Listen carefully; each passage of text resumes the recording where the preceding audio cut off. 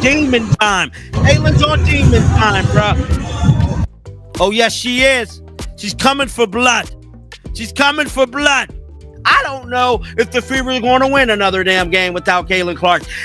Started the second half, Sophie Cunningham on the bench. It's absolutely ridiculous. Stephanie White is out as head coach after tensions boiled over in Indiana. The breaking point came when Caitlin Clark stormed away from the court, furious after a crushing Fever defeat. The team's defense collapsed, giving up a staggering 42 points from turnovers and second-chance plays.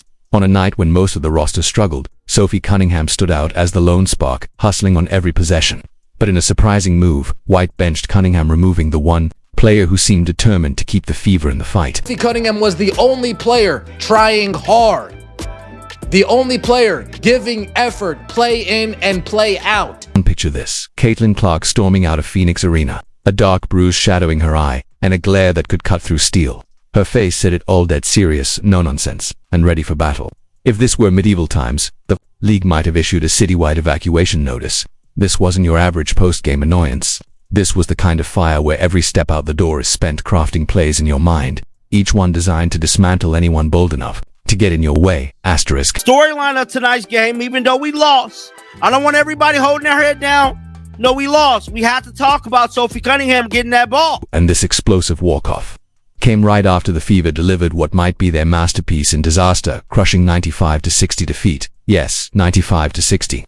Their biggest loss of the season, and that's saying something for a team already stacked with blowout defeats in their record book. This one even topped the 7-7-5-8 collapse against the Dream and the 82-61 drubbing at the hands of the Valkyrie.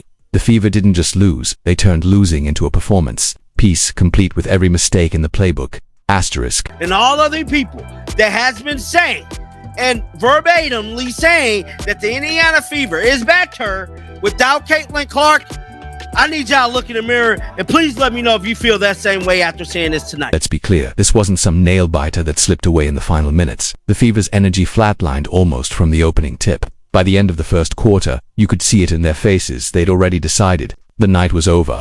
Meanwhile, Alyssa Thomas was busy making history, becoming the first player in WNBA history to notch 3 consecutive triple-3 in a row, and Dana Bonner. She clearly didn't get the no defense tonight memo, casually dropping 23 points on 7 of -16 shooting. The whole thing felt less like a game and more like Phoenix hosting a skills exhibition, while Indiana willingly signed up to be the props. If you want, I can now merge all for We lost to the Valkyrie earlier in the season, 80-61, and tonight, against the Phoenix Mercury, we lose 95-60. Fans are asking the only question that matters: can this team win a game without Caitlin Clark?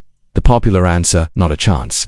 Many say the Fever rolled over before halftime, though others argue they never even stood up to begin with. This wasn't just a rough night, it was a full-blown basketball crime scene.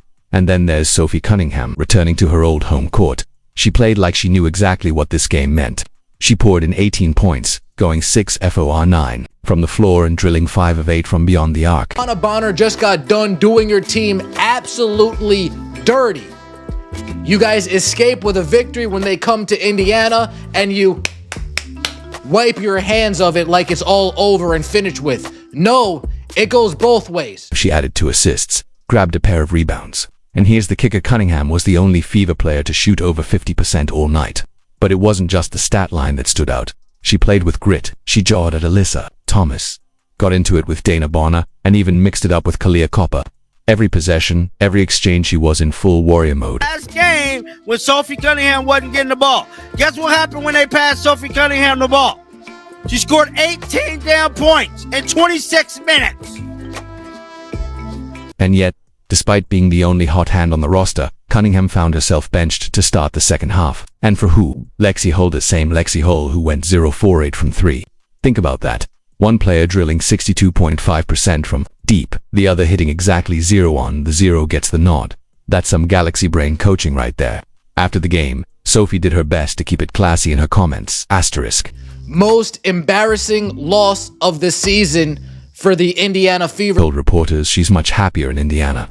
Mentioned the team's history of battling through injuries and said they just need to stack the days, which, in pro athlete translation, means I have no clue why my coach did that, but I'm not about to get fined. Phoenix fans welcomed her back with cheers, showing real appreciation for her return. Sadly, her own teammates left her stranded in a game that should have been all about helping her walk out with that win. Sucks, right? You don't ever want to see anyone be injured on any team. I feel like there's been a lot of injuries this year in the W, harsh ones, I think. And it's just another one. And Sid is still the heartbeat of our team. She's going to be okay. Meanwhile, the rest of the so-called key players seem to vanish. Aaliyah Boston, who's supposed to be a force in the paint, ended the night with just 4 points in 26 minutes, hitting only 1 of 6 shots. And these weren't deep, contested fadeaways. We're talking baby hooks and close looks right at the rim. Yet she got pushed around by Thomas Borner and Natasha Mack like a rookie straight out of a rec league. I think we faced some adversity with some injuries this game. But you know what? We're used to that. We've had that at the beginning of the year. This is just another hump that we're going to get over, and we're going to be okay. And then there's Kelsey Mitchell. I've defended her plenty of times, but not tonight. She finished with 12 points on 4 of -17 shooting. Went just 1 of 6 from deep, missed multiple free throws, coughed up 5 turnovers, and posted an ugly -39 ±. That's not just a rough night, that's delete the footage and act like it never happened bad. Aaliyah Boston, 4 points in 26 minutes, 1 for 6 from the field. We're talking about baby hooks. We're talking about gimmies with around 3 feet of the basket. Tasha Howard logged just 18 minutes before spending most of the night on the bench once things went south. The rest of the reserves were nearly invisible. Ari McDonald managed 4 points and 3 assists in limited time. Michaela Tim actually provided a spark, 5 points and 2 rebounds in just 10 minutes, but for some reason, she barely saw the floor again. As for Chloe, Bibi, and the rest, next to nothing on offense. Honestly, you could have swapped half this roster with cardboard cutouts and gotten the same result. Well, I think it affects emotionally because nobody wants to see a teammate go down like that. But also, on the floor, that's another point guard, a primary ball handler, someone who is a big part of our rotation on both ends of the floor. And then we get to the shooting numbers, brace yourself.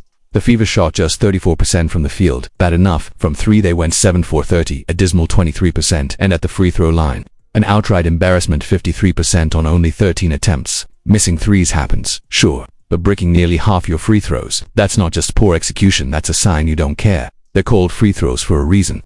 Those are free points, and Indiana acted like they were optional. Meant just as much to Sophie Cunningham as it did to the Indiana Fever when DeWanna Bonner made her return.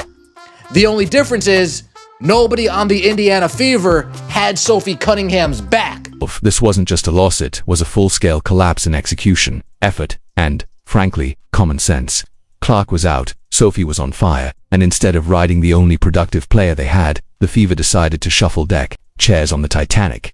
You can't make this up. That's how you end up with your star player storming out of the arena looking like she's ready to personally dismantle the opposing team the next time they meet. And honestly, after watching this mess, I hope she does. You don't care.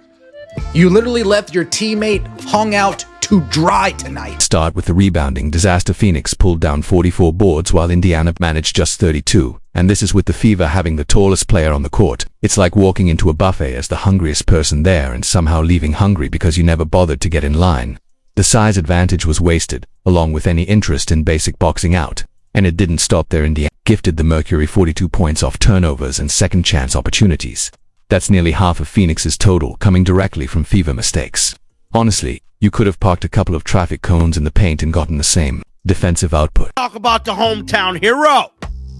Sophie Cunningham, 18 points, 5 assists, shooting 66% from the field. And this wasn't some random fluke of a stat, it came from 22 turnovers against just 12 assists.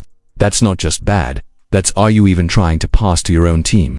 Bad. The ball movement was nowhere to be found. Lazy passes, constant giveaways, no structure, just pure chaos. At times, it looked like the Fever's offensive game plan was to hand the ball directly to the nearest player in a different jersey. You didn't have your team ready tonight?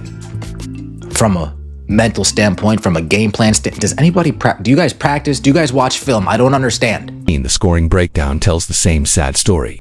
First quarter, 16 points. Second, 20. Third, 11. Fourth, 13. That's not an offensive chart, that's a slow drift into a basketball coma. And this isn't some one-off collapse. No, this is a pattern. It's their signature move now. You look at those numbers and don't think, rough night. You think, ah yes, Tuesday. I need somebody to make that make sense for me. 12 assists as a team. 22 total turnovers. 12 assists and 22 turnovers. With these losses, I mean, tonight loss was ridiculous, guys. I mean, just downright ignorant. This was a downright ignorant loss. Juana Bonner scores over 20 points. Sophie Cunningham making her return to Phoenix, and it seems as if nobody on our team other than Sophie Cunningham felt any type of emotional connection to this game. Sid, who else? Who else was hurt? Sophie was hurt. This looked like June again.